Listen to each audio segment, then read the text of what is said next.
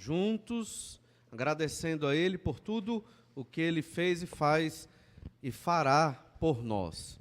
Nós estamos observando a palavra do Senhor na Epístola aos Hebreus. Nós temos observado que esta epístola, ela trata sobre aqueles crentes que têm fraquejado na fé. Então, quando você estiver ouvindo a exposição desse texto hoje à noite, você não deve ficar passivo, você deve ficar pensando, quais vezes na vida eu fraquejei na minha fé no Senhor Jesus Cristo? Quais momentos na vida eu deveria ter buscado ao Senhor e não busquei? E quando passar por dificuldades e provações, que gera às vezes uma frieza espiritual, o que eu devo fazer? Esta epístola, ela foi escrita para crentes judeus que estavam fraquejando em sua fé. Algumas situações da vida levaram esses irmãos a viverem assim. No caso deles, foi perseguição. Foram perseguidos, lá segundo Atos capítulo 8, verso 1, e então eles saíram da igreja de Jerusalém, ficando só os apóstolos ali na igreja, e foram para várias outras igrejas do mundo greco-romano. Alguns até foram plantar igrejas. No entanto, neste percurso, alguns deles se sentiram, ou pelo menos estavam se sentindo fracos na fé, ao ponto de até querer voltar para o judaísmo, que era a religião dos judeus naquele período do primeiro século. Lembrando que esse judaísmo, ele era diferente da fé de Abraão, de Isaac, de Jacó e de Moisés. O judaísmo professava uma salvação por obras. Mesmo lendo a Torá, que é o Pentateuco, que são os 5 primeiros livros da Bíblia, o judaísmo do primeiro século defendia e ainda hoje defende uma salvação por obras, por mérito humano, diferente da revelação de Deus no Antigo Testamento. Então, esta carta serve para nos fortalecer na fé, para termos a perspectiva correta do que devemos fazer quando estivermos em dificuldades, ao ponto até de retroceder na nossa crença no Senhor Jesus Cristo. Em Hebreus capítulo 1, do verso 1 ao 4, nós observamos um tema de toda a carta. Jesus, ele é suficiente para uma fé firme. Não é necessário nada mais, a não ser o próprio Senhor Jesus Cristo. Então, se você quer se firmar na sua fé, ou você está aconselhando ou fortalecendo algum irmão que está fraco na fé, o que é que você deve fazer? Falar de Jesus. É isso que você deve fazer. Se a palavra de Deus que fala de Jesus não fortalece a fé daquela pessoa, nada mais vai fortalecer. Nada mais. Se não for Jesus e a palavra que revela o Senhor Jesus Cristo, o que é que pode fortalecer a fé de alguém? Vimos também do verso 5 ao 14 do capítulo 1, que esta frieza na fé nos leva a uma idolatria. E eles estavam caindo no erro de adorar anjos. Anjos, seres criados, superiores aos homens sim, mas ainda servos, ministros daqueles que foram salvos pelo Senhor Jesus Cristo. Ou seja, nós, os anjos são ministros de Deus a nosso serviço. Cuidam de nós, nos guardam, não os estamos vendo, talvez você até viu e nem notou que era um anjo que estava ali lhe ajudando, até porque no Antigo Testamento os anjos apareceram também em forma humana, e que se ele não se identificasse como anjo, Abraão, por exemplo, lá em Gênesis 18, não perceberia que era um anjo do Senhor, e o próprio Senhor ali no meio também. Essa frieza na fé, devido a situações da vida, podem fazer com que caiamos em idolatria. Ou o contrário, a idolatria pode nos levar a uma frieza na fé. Ou talvez os dois, de modo cíclico. Isso acontece na vida de alguns crentes. Essa idolatria aqui, que nós vimos no capítulo 1 de Hebreus, era com relação aos anjos. Mas a nossa vida pode ser outra coisa. A idolatria não precisa ter uma imagem, não precisa ter uma estátua. A idolatria começa no seu coração. Quando você coloca qualquer coisa no lugar de Deus, no lugar devido a Deus. Você pode estar idolatrando o seu trabalho, ou o seu cônjuge, ou o seu filho, ou até mesmo o próprio dinheiro, ou outra coisa qualquer. Você pode estar colocando algo no lugar que é de Deus, e isso é idolatria. Hoje, no entanto, nós queremos observar que o Evangelho firma a nossa fé. O Evangelho que fala do Senhor Jesus Cristo, obviamente, é a revelação escrita aqui que nós temos do Senhor, Ele é que firma a nossa fé. Nós queremos observar isso no capítulo 2. Olha Hebreus, capítulo 2, os 4 primeiros versículos, do versículo 1 até o versículo 4. E diz assim, Hebreus 2, do verso de 1 a 4. Por esta razão, importa que nos apeguemos com mais firmeza às verdades ouvidas, para que delas jamais nos desviemos. Se, pois, se tornou firme a palavra pregada, a palavra falada por meio de anjos, e toda a transgressão ou desobediência recebeu justo castigo, como escaparemos nós se negligenciarmos tão grande salvação, a qual, tendo sido anunciada inicialmente pelo Senhor, foi-nos depois confirmada pelos que a ouviram, dando Deus testemunho juntamente com eles, por sinais, prodígios e vários milagres, e por distribuições do Espírito Santo, segundo a sua vontade. Para termos uma fé firme, nós temos que conhecer bem o Evangelho do Senhor Jesus Cristo. Esse Evangelho é o que firma a nossa fé, e esse é o argumento que o autor dessa epístola ele está dando para aqueles irmãos crentes judeus que estavam fracos na fé em virtude de uma situação da vida, uma perseguição. Eles deviam então fazer o quê? Se apegar ao Evangelho. Vamos ver 3 desdobramentos desse texto. O primeiro deles é o apego à verdade para não se desviar delas. Então, é muito claro, não tem nem tanto o que explicar desse primeiro versículo. Temos que nos apegar às verdades ouvidas, literalmente às coisas ouvidas. Naquela época, eles não tinham a Bíblia escrita como nós temos hoje. Tinha o Antigo Testamento, só que o Antigo Testamento ele não era tão popularizado. Os rolos ficavam nas sinagogas, não tinham rolos de todo o Antigo Testamento na casa de todo judeu, então eles não podiam consultar na hora que eles queriam. Eles poderiam ter pequenos trechos, mas não o texto completo, ou eles tinham que memorizar, ou constantemente ir no templo e nas sinagogas para aprender da lei de Deus. Então eles dependiam muito do que eles ouviam. E a ideia é, apegue-se ao que você ouviu da verdade de Deus, porque se você não se apegar, as coisas realmente ficarão bem difíceis. Esse versículo começa com a seguinte expressão, por esta razão. Por esta razão, ele está ligando com o capítulo anterior. Então, no capítulo anterior mostra uma fraqueza na fé que gerou incredulidade, ou melhor dizendo, idolatria. E essa idolatria tendo como objeto os anjos. Por essa razão, para que você não caia na idolatria, por esta razão, para que você não queira deixar o caminho de Jesus e seguir outro caminho, o do judaísmo misturado com o helenismo ali, por esta razão, você tem que se apegar às verdades já ouvidas. Às vezes, na modernidade, nós, por sermos muito pragmáticos, práticos, e queremos reduzir muito as coisas, reducionistas até, achamos que ouvir a mensagem de Deus uma vez na semana é o suficiente. Ou ler um versículozinho por dia já nos basta.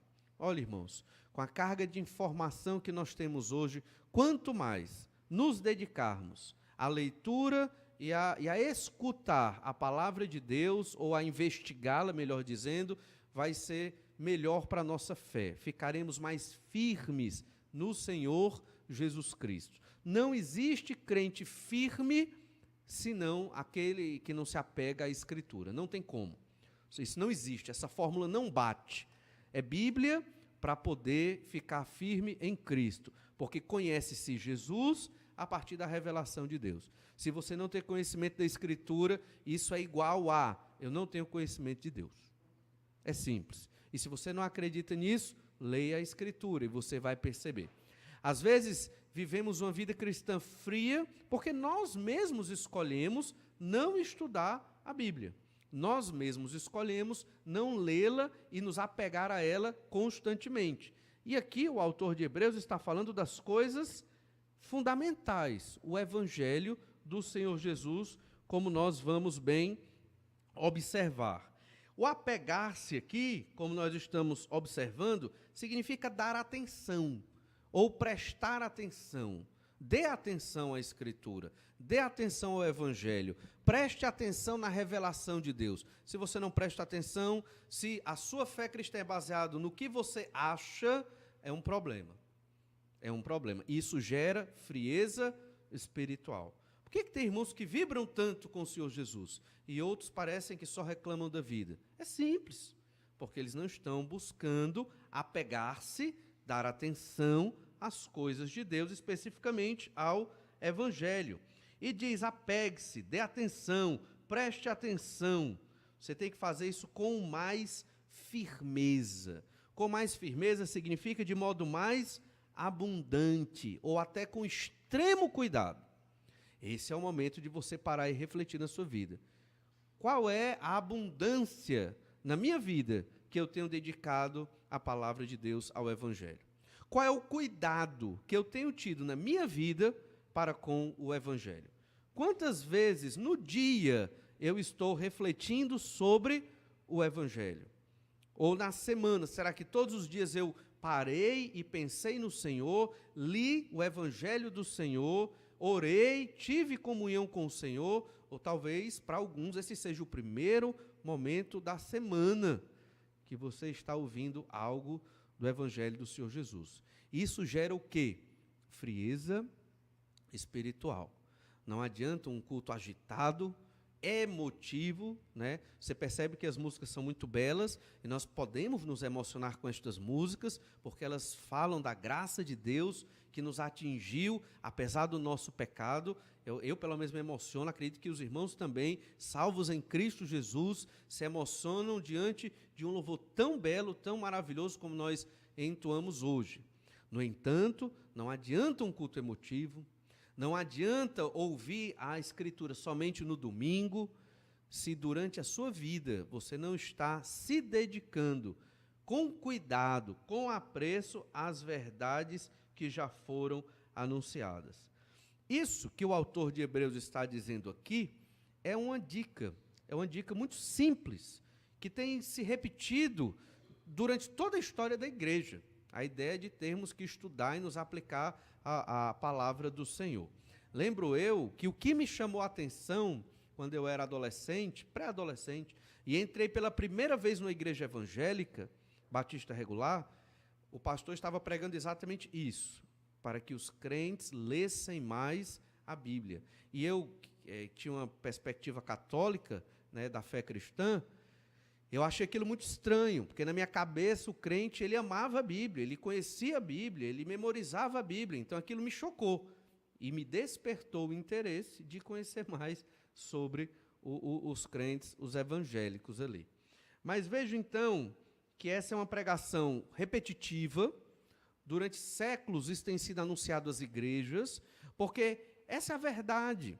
Não tem mistério, não tem segredo para ter uma vida abundante com Deus. Não tem. Não existem dentro desta igreja aqui os iniciados, né? Aquela coisa dos os mais experientes espirituais. Não existe, irmãos. Existem os que leem a Bíblia e seguem. E os que não leem a Bíblia. É muito simples. Não é difícil. É para todos. Essa fé firme em Cristo e abundante e alegre é para todos. Alguns estão batalhando, outros nem ligam. Aí, lá na frente, talvez colham frutos que não, frutos indesejados. Mas na Escritura nós temos o exemplo de outra igreja que também tinha problemas em conhecer a Escritura. Lá em 1 Coríntios, capítulo 3, olha aí na sua Bíblia.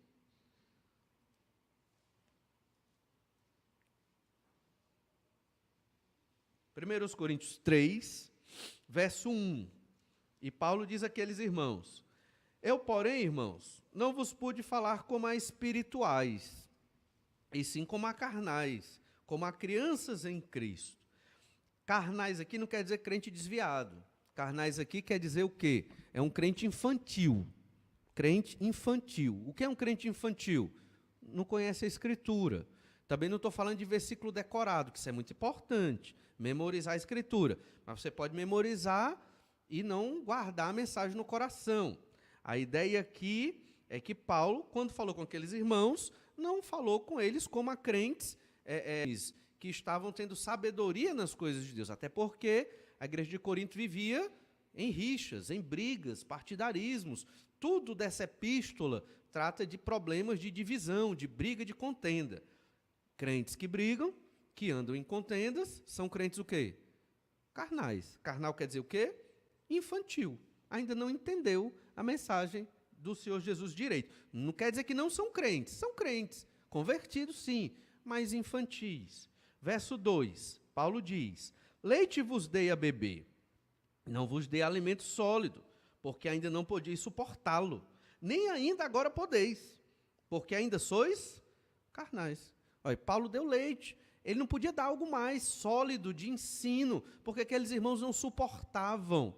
E Paulo tinha que continuar dando leite, ou seja, aquela igreja estagnou, ela parou ali, porque se ele desse algum alimento mais sólido, eles talvez não entendessem bem e iam ter complicações. E então Paulo diz no verso 3, porquanto, havendo entre vós ciúmes e contendas, não é assim que sois carnais e andais segundo o homem. Não é o problema da igreja lá da Epístola aos Hebreus, não é o problema. Mas um crente carnal é um crente infantil e que não tem o entendimento da Escritura. Logo, ele não faz as coisas da maneira correta como deveria fazer dentro da igreja do Senhor Jesus Cristo. E Paulo não pôde falar de uma maneira mais aprofundada com aqueles irmãos. Não dava. Eles estavam limitados até porque provavelmente pararam em algum momento de conhecer a revelação de Deus escrita. Mas também em outra parte da Epístola aos Hebreus, nós observamos essa mesma exortação do apóstolo, no caso aqui, do autor da Epístola aos Hebreus. Olha Hebreus capítulo 5, verso 11. Hebreus 5, 11. Parece que esse é um problema de crentes fracos na fé. São crentes que não têm um conhecimento da Escritura. Hebreus 5, 11. A esse respeito, temos muitas coisas que dizer, e difíceis de explicar, porquanto vos tendes tornado tardios em ouvir. Então o autor aqui está dizendo, eu tenho muitas coisas que dizer, são difíceis de explicar. Existem coisas, irmãos, na Escritura difíceis de explicar, mas nós temos que entendê-las? Temos. Porque se você deixa de entender algo da Bíblia, você está se privando de uma bênção de Deus na sua vida. Porque aquela revelação que Deus deixou escrita é para nos abençoar. Não é verdade? Então eu tenho que querer entender. Não é também um mistério que ninguém pode entender. Dá para entender, mas eu tenho que procurar compreender. E não somente compreender. Compreender e entender é até fácil. O difícil é viver aquela verdade. É colocá-la em prática. É crer no método de Deus que está na palavra de Deus. Isso é que é difícil. E então, o autor aos Hebreus diz aqui, são coisas difíceis de explicar, e vocês têm se tornado tardios em ouvir, os receptores dessa epístola. O que é se tornar tardio em ouvir? Eu não quero aprender. Eu não tenho tempo para aprender. Meu tempo é muito resumido, pastor. Não dá para aprender da Bíblia. Resultado, você perde bênçãos. Você perde conhecimento de Deus. Você deixa de estar com o Senhor e de crescer com o Senhor. Você se torna esse irmão que Paulo falou, carnal, o crente infantil, o crente que não entende certas questões. Por quê? Porque você decidiu não querer entender. Não quer, é muito difícil, não quer entender. Mas não é assim. A Escritura é para todos. Ela não é difícil ao ponto que não dê para entender. Dá. Mas não é só entender. É viver, é comprar o método de Deus para a criação de filho, método de Deus para a administração financeira, método de Deus para o casamento, qual é o método de Deus para viver em sociedade, como é que o crente vive no seu trabalho, no seu estudo. Deus tem um método aqui revelado de como o crente em Jesus deve viver nesta sociedade caída. Cabe a nós conhecer e viver. Fazendo isso, irmãos, mesmo com os nossos pecados, sabemos que temos, mas certamente seremos extremamente felizes, teremos uma fé viva e abundante. Compreenderemos bem melhor o significado do que é a Igreja de Jesus aqui na terra hoje, até a volta de Cristo. Verso 12. Pois com efeito, quando devíeis ser mestres, atendendo ao tempo decorrido, tendes novamente necessidade de alguém que vos ensine, de novo, quais são os princípios elementares dos oráculos de Deus. Assim vos tornastes como necessitados de leite, e não de alimento sólido. O final do versículo nos lembra o que lemos em 1 Coríntios, capítulo 3, do verso 1 ao 3. Aquele irmão carnal é o que só toma leite. O irmão mais espiritual, mais firme na fé, é o que já se alimenta de alimento sólido. Ele já quer mais e realmente ele aprende mais para poder servir ao Senhor, obviamente. Aqui não é um teste para saber quem sabe mais ou quem está melhor preparado, também não é competição de versículo bíblico aqui. A ideia aqui é aprender para a vida, para servir ao Senhor. No caso da Epístola aos Hebreus, é para ter uma fé firme. É necessário conhecer do Evangelho. Não sejamos tardios em ouvir. Tardio em ouvir é quando você não tem tempo para as coisas do Senhor. Hoje, na modernidade, é isso. Eu não tenho tempo para nenhum grupo de estudo bíblico aqui. Não tenho. Tenho coisa mais importante para fazer. Eu não tenho tempo para culto de oração. Eu não tenho tempo para a escola dominical. Eu não tenho tempo para ler a Bíblia todo dia. Então, eu tirei todos os recursos que a minha igreja me oferece para ter tempo para buscar o Evangelho do Senhor, eu jogo fora. Por quê?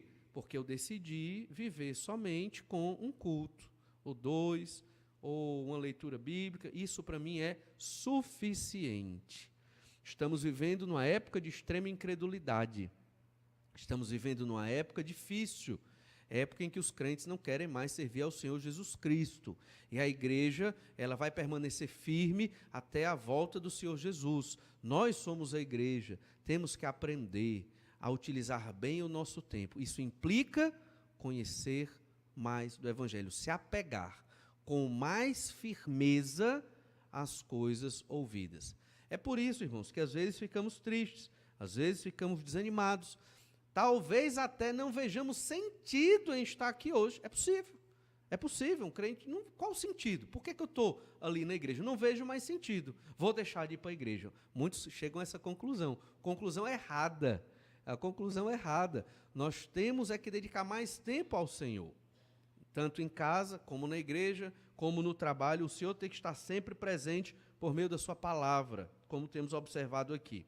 O final de Hebreus, capítulo 2, verso 1, volte lá para Hebreus 2, verso 1, o final deste versículo deixa muito claro por que nós devemos nos apegar com mais firmeza às verdades ouvidas, para que delas jamais nos desviemos.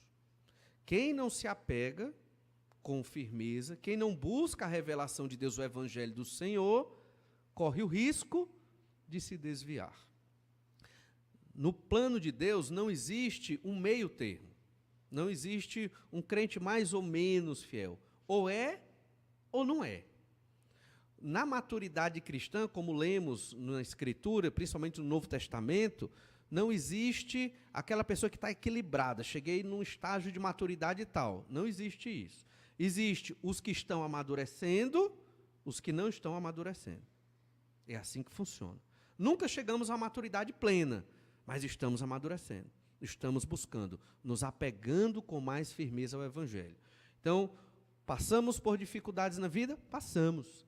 Temos crises? Temos. Alguns na área da saúde, outros na área financeira, outros com uma série de dificuldades e problemas, ou emocionais, ou psicológicos, ou na área do trabalho. São vários. Todos nós aqui passamos por dificuldades e crises.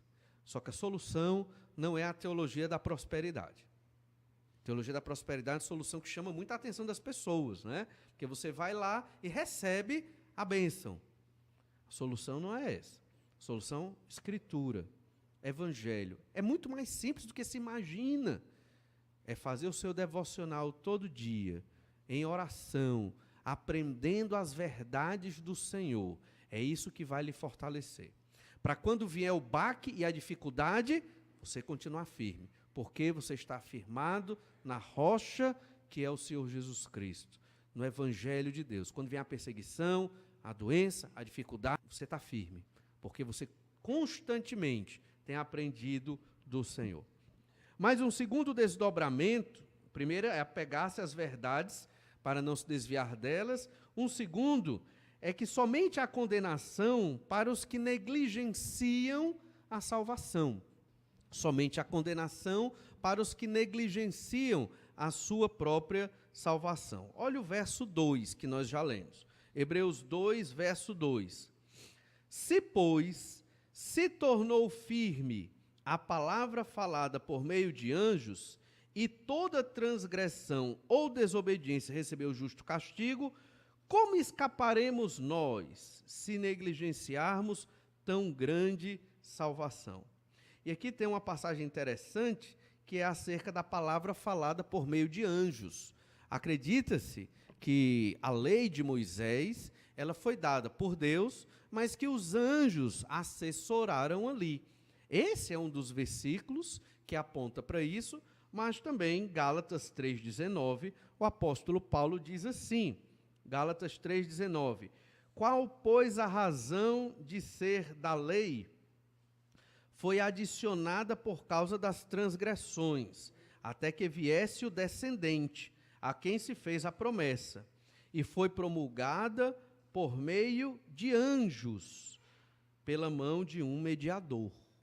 Então, acredita-se que a lei, lá no Monte Sinai, quando foi dada por Deus a Moisés, passou, quem está vindo para o curso de Pentateuco está afinado nisso, né? Moisés passou 1 ano no Monte Sinai, desde Êxodo capítulo 19 até Números capítulo 10, verso 11, recebendo boa parte da lei.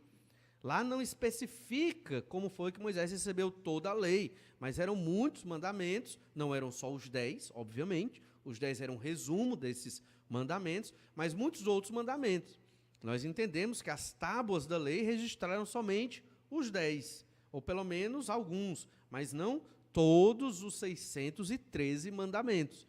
Então é muito provável que anjos, pelo que Paulo está dizendo aqui, Paulo se refere à lei de Moisés, ajudaram nesse momento de entrega da lei ali de Deus para Moisés.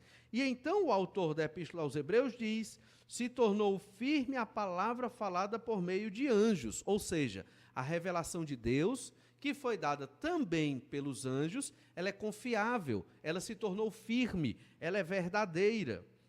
E o que é que essa revelação diz? Continuação do verso 2. E toda transgressão ou desobediência recebeu justo castigo.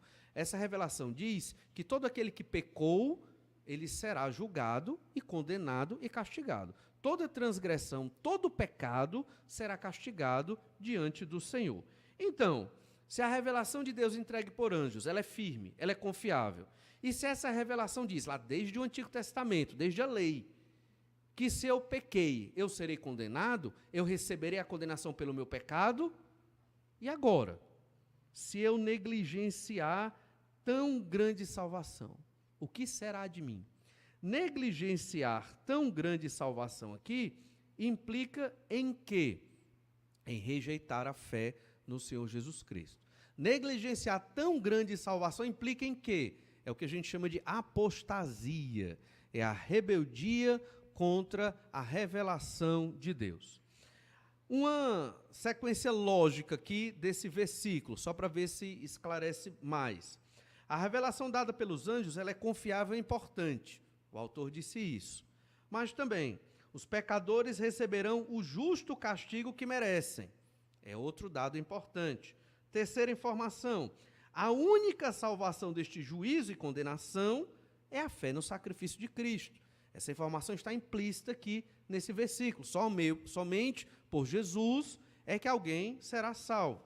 Mas se eu negligencio, ou seja, rejeito esta salvação, como escaparei da condenação? O autor aos Hebreus está dizendo isso para fazer com que aqueles irmãos percebam a gravidade do que estão fazendo. Eles estão escolhendo ser condenados. Porque nesse contexto aqui, deixar Jesus para voltar para o judaísmo é dizer para Jesus: eu não quero que o Senhor me salve mais. Pronto. Quem está dizendo isso, na verdade, não creu no Senhor Jesus Cristo. Se coloca na condição de uma pessoa sem Cristo. O autor da Epístola aos Hebreus nunca diz que estes irmãos não são irmãos. Nunca. Nem Paulo diz isso, quando ele vai falar de pessoas que estão rejeitando a fé em Jesus. No entanto, a consequência natural é essa. Nós não podemos julgar a salvação de ninguém, mas se uma pessoa está rejeitando a Jesus, ela está testemunhando, na verdade, de que está condenada, de que não tem salvação, porque só Jesus é que pode nos salvar. Resposta aqui é: não escaparei desta condenação. Não tem como escapar se eu rejeito o Senhor Jesus Cristo. Por que esse irmão está pensando em rejeitar Jesus aqui? Por que ele está pensando em negligenciar tão grande salvação? Porque em algum momento da sua vida, ele deixou de fazer o seu devocional. Porque em algum momento da sua vida, ele deixou de se apegar às verdades outrora faladas para ele, o evangelho do Senhor Jesus.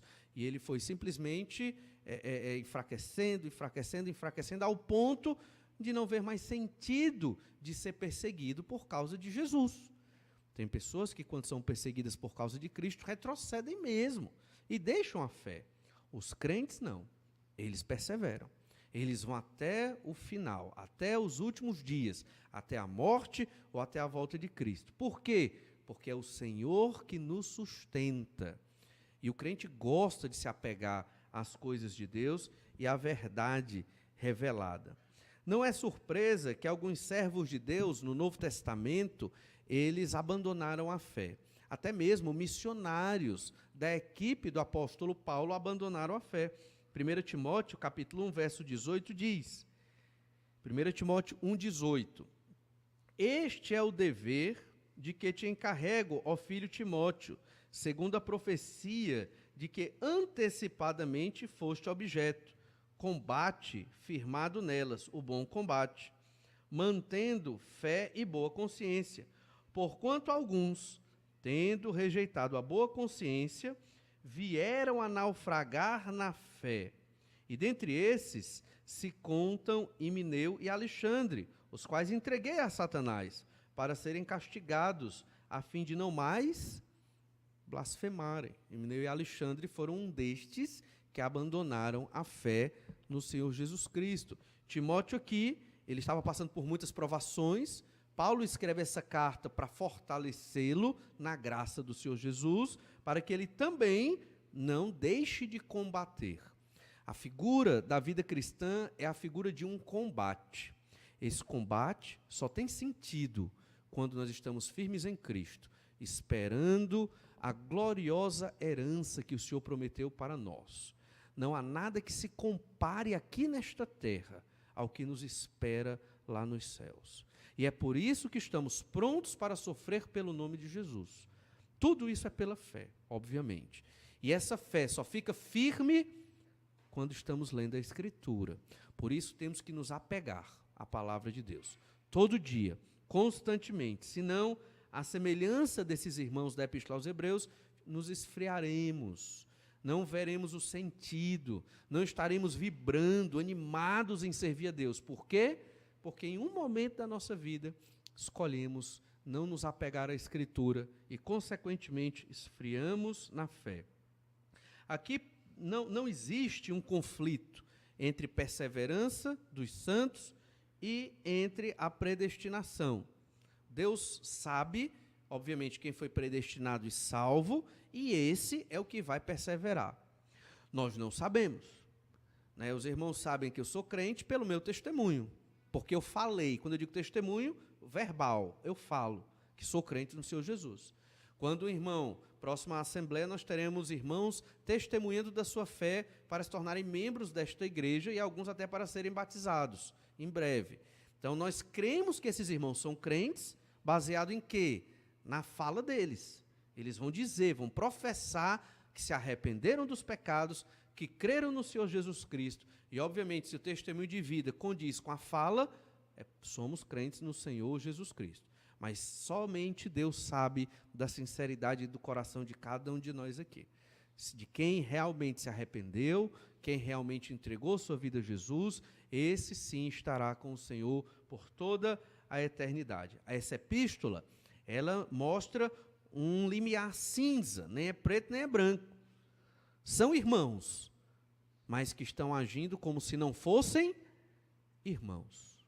Nós não podemos dizer que eles não são, mas ao mesmo tempo nós temos que exortá-los a uma fé firme. Apegue-se com mais firmeza às verdades outrora ouvidas. Não negligencie tão grande salvação. Fomos salvos da condenação dos pecados. E às vezes acordamos tristes. Se você acordar triste, é natural, às vezes a gente acorda triste, ou tem um momento no dia que estamos tristes, e é nesse momento que você tem que se lembrar.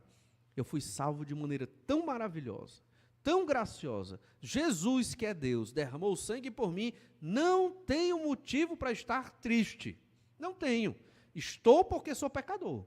Mas não tenho. É o momento de você orar. Aí você ora, confessa o pecado e agradece a Deus por tão grande salvação. Não podemos negligenciá-la, ou seja, deixar de observá-la, perceber o quanto somos abençoados e felizes, apesar dos sofrimentos, das situações da vida, das dificuldades, quer seja na saúde, trabalho, finanças e tantas outras áreas da vida. Todos passamos por isso, mas nada disso é motivo para esfriar ou enfraquecer nossa fé. Nada disso é motivo para que nós venhamos a ficar lamentando ou lastimando por causa das tristezas. Pelo contrário, nos firmar em Cristo para dar glórias a Deus no meio da adversidade.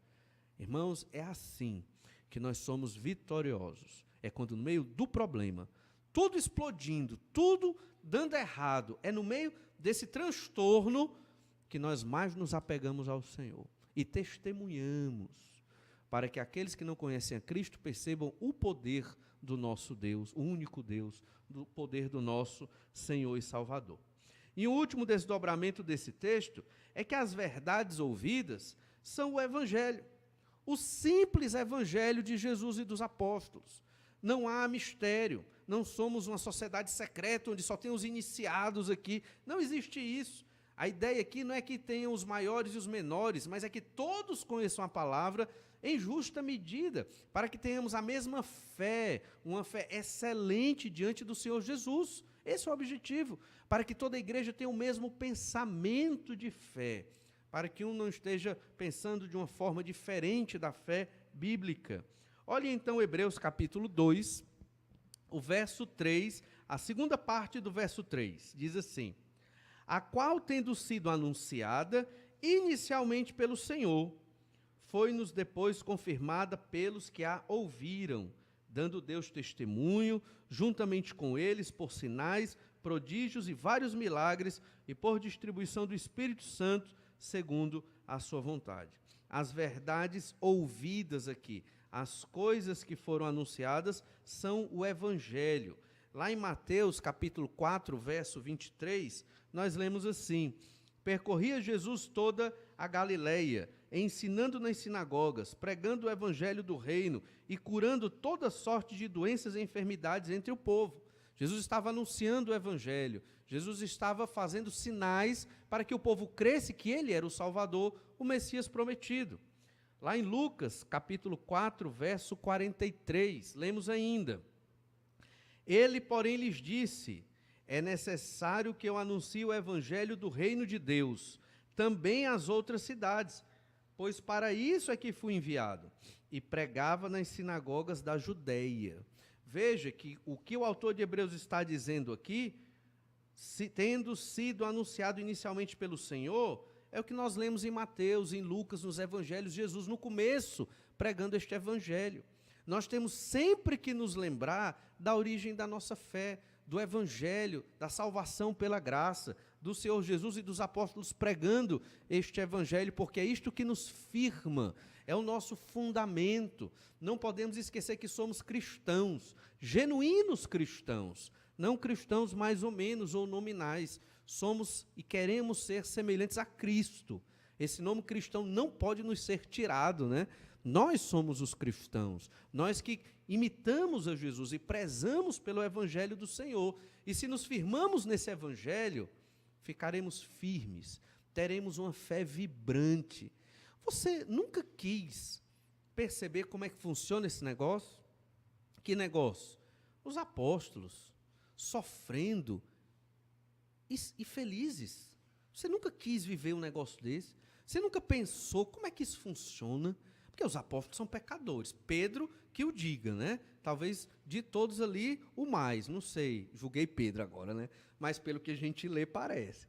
Mas a verdade é que todos pecaram ali, os apóstolos. Mas quando eles pregavam o evangelho, eles estavam felizes por terem sido considerados dignos de sofrer pelo Senhor Jesus. Este pensamento, ele não desperta nada em você? Eu quero sentir isso. Eu quero ter essa comunhão com Deus, ao ponto de ficar feliz no meio da dificuldade. Penso eu que Deus manda as dificuldades para nós, e todos nós aqui temos, para desenvolver essa habilidade. A habilidade de estar feliz com Deus no meio do problema. Esses irmãos aqui, eles estavam pensando em deixar Jesus, negligenciar tão grande salvação, porque estavam com medo de morrer, perseguidos por judeus e por romanos, perseguição de todos os lados. É até compreensível, né? Humanamente falando, mas para Deus isso não é compreensível. Para Deus não é. Se um risco de morte não é compreensível para que você esfrie na fé, quanto mais os nossos motivos modernos. Temos tantos motivos modernos, né, da nossa época, tão bem elaborados, para justificar a nossa frieza na fé. Não há justificativa. Saiba disso, não há justificativa. Nós temos que nos apegar com mais firmeza às verdades ouvidas. Temos que lembrar do evangelho do Senhor Jesus, o evangelho da graça de Deus, que Jesus pregava de casa em casa, que os apóstolos também começaram a pregar ali de casa em casa. Esse evangelho de Jesus, e aqui pelo nosso tempo não dá para falar tudo, mas eu separei pelo menos 2 itens fundamentais do evangelho de Jesus, que Jesus pregava e que os apóstolos pregavam. O primeiro item que nós devemos nos lembrar é do novo nascimento. Lá no evangelho de João, capítulo 3, versículo 3, diz assim: a isto respondeu Jesus: em verdade te digo, que se alguém não nascer de novo, não pode ver o reino de Deus. Esse é o evangelho do Senhor Jesus. Se não nascer de novo, não pode ver o reino de Deus. Nascer de novo é uma ação sobrenatural do Espírito Santo de Deus na sua vida. Não é entrar numa religião, entrar numa igreja, não tem nada a ver com isso. Mas é Deus agir e transformar a sua mente, de modo que você não pensa mais como pensava antes, agora você pensa com a mente de Cristo que foi colocada na sua vida. Esse nascer de novo vem pela pregação da palavra de Deus. Nicodemos chegou de noite, de madrugada, para que ninguém visse, e ele foi lá falar com Jesus. E chegando lá para conversar com o Senhor Jesus, Jesus diz isso para ele: olha, se alguém não nascer de novo, não verá o reino de Deus. E Nicodemos entendeu? Não. Mas como, Senhor? Eu sou velho, volto para o ventre da minha mãe.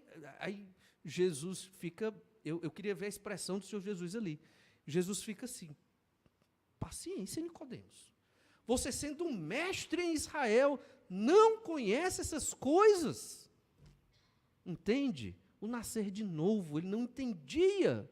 Ele não entendia. E Jesus repete: você tem que nascer de novo, senão você não verá o reino de Deus. Ou seja, se você não se converte, se você não é regenerado pelo sangue de Jesus, você não é livre da condenação dos pecados. Você não estará no céu com Deus e não ressuscitará para viver no novo céu e na nova terra, se você não nascer de novo. Esse é o evangelho do Senhor Jesus. É muito simples, e nós devemos pregar esse evangelho, e é este evangelho que nos firma no meio da dificuldade. Aí você tem que reler os textos da Escritura, quando você estiver nos problemas, nas dificuldades. Olha, o Senhor Jesus que me salvou prometeu me dar vida e vida em abundância. Por que eu não tenho vida abundante? O problema não é Deus, o problema não é a Bíblia, o problema não é a igreja, o problema sou eu. Eu que não estou buscando o Senhor como deveria. Deus nos deu tantas promessas, tantas coisas maravilhosas, e nós não as enxergamos. Outro elemento do Evangelho do Senhor Jesus é o arrependimento. Para que eu nasça de novo, eu tenho que me arrepender. Arrependimento não tem nada a ver com emoções, tem a ver com atitude. Eu não quero mais pecar. Eu não quero mais viver na desgraça do pecado, na negligência para com o Senhor. Isso é arrependimento. Eu não quero. Eu vou fazer de tudo para não viver mais em pecado. Mesmo que para isso eu tenho que fazer que nem o apóstolo Paulo, né? Me esmurrar para não ser reprovado naquilo que prego. Então eu vou ter que ter disciplina na vida para não viver mais em pecado. Lá em Mateus 9, verso 12, nós lemos assim: Mas Jesus, ouvindo, disse: Os sãos não precisam de médico, e sim os doentes. Ide, porém, e aprendei o que significa: misericórdia quero, e não holocaustos. Pois não vim chamar justos, e sim pecadores ao arrependimento. O Evangelho implica chamar pecadores ao arrependimento. Arrependimento é o quê? É uma firme atitude, decisão na vida. Não quero pecar. Pecarei? Pecarei, infelizmente. Mas eu não quero. E toda a raiva e ódio que eu tinha, ou das pessoas, ou das instituições, ou dos traumas da infância, ou do que quer que seja, eu vou canalizar toda essa raiva e todo esse ódio, para quê? Para lutar contra o meu pecado. O pecado do irmão é o pecado do irmão. Ele luta contra o pecado dele. Eu vou lutar contra o meu pecado. Aí agora cabe a mim descobrir quais são os meus pecados, e eu vou lutar para que o Senhor se agrade da minha vida. Obviamente estou falando isso para que todos nós pensemos desta forma. O Evangelho implica nascer de novo. O Evangelho implica arrepender-se de pecado. Quando voltamos, irmãos, para essa mensagem que Jesus falou, que os apóstolos pregaram, isso nos firma no caminho do Senhor Jesus. Constantemente temos que revisar de onde viemos, da nossa conversão. Como foi a sua conversão? Você lembra dela? Um dia ainda vamos fazer um momento onde cada um aqui vai falar como foi a sua conversão. Talvez numa vigília, quem sabe, né? Aí você conta da sua conversão, porque é bom lembrar. Saber como foi aquela conversão, como foi a sua transformação, porque você se avalia. E hoje? Como eu estou? Tantos anos depois, e hoje? Alegre, mais do que antes, aguardando a volta de Cristo? Ou será que eu fui vencido pela frieza? Ou será que eu fui vencido pela apatia, os problemas da vida, as dificuldades na igreja, os relacionamentos, os problemas de modo geral? Esse é o problema, irmãos. Nos deixamos contaminar com as coisas desse mundo. Olhamos mais para as dificuldades do dia a dia e esquecemos de tão grande salvação. Estas coisas roubam o nosso tempo de Deus. Essas coisas roubam a nossa energia para servir ao Senhor. Mas a resposta, ela é muito simples, como nós temos observado. É nada mais, nada menos do que você se apegar às verdades ouvidas. É você ler a sua Bíblia, fazer o seu devocional todo dia. Não só para marcar um xizinho no calendário da leitura bíblica, não. Mas é entendendo o que é que a mensagem de Deus, ela traz para você. O Evangelho, ele firma a nossa fé. O simples Evangelho. De coisas que nós até já sabemos, mas que precisamos revisitar. Esta foi a mensagem do autor da Epístola aos Hebreus, que Deus deu para ele, para firmar a fé daqueles irmãos que estavam com medo de morrer em meio à perseguição. Nós não somos perseguidos, não corremos risco de morte nesse sentido, mas temos dificuldades e problemas das situações da nossa vida. Elas nos esfriam, para que não caiamos nessa frieza. Firme-se no Evangelho do Senhor Jesus. Vamos orar. Só temos que te agradecer, Pai amado, pela tua graça e misericórdia. Obrigado, Senhor, pelo teu Evangelho, porque outrora o Senhor nos fez livres das amarras dos nossos pecados, nos deu entendimento para o arrependimento, nos regenerou, o Senhor nos converteu, nos fez nascer de novo, deu uma nova vida. Ajuda-nos, Senhor, a sempre nos lembrarmos disso, para que não caiamos na frieza das coisas deste mundo de pecado. Capacita-nos, Senhor Deus, para não vivermos por vistas, mas pelos olhos da fé. Capacita-nos, Senhor Deus, a sermos um povo de mais fé. Essa epístola que estamos estudando, que o Senhor revelou ao autor dela, é uma epístola que nos fala de fé. Ajuda-nos, Senhor Deus, a termos esse entendimento e a dia fortalecer a nossa fé mediante o Senhor, mediante o teu poder e a tua palavra. Tudo isso pedimos no nome do Senhor Jesus. Amém. Vamos orar então, silenciosamente nesse instante. Deus abençoe a todos.